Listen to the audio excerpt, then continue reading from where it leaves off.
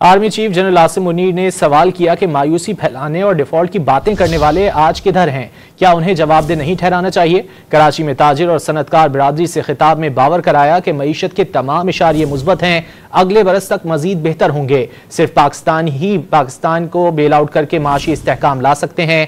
अपना पैसा पाकिस्तान लेकर आए, मुल्क तरक्की करे, अवाम भी कमाए। मायूसी फैलाने और डिफॉल्ट की बातें करने वाले लोग आज किधर हैं? क्या उनको जवाबदेह नहीं ठहराना चाहिए? पाकिस्तान के अलावा हमारी कोई शनाख्त नहीं और ना ही सियासत समेत कोई चीज मुल्क से मुकद्दम है। Army chief general Asim Munir ने दो टोक पैगाम दे दिया। अफवाज पाकिस्तान के सरबराह ने कराची में ताजिर और सनतकार बिरादरी से खिताब में पैगाम दिया।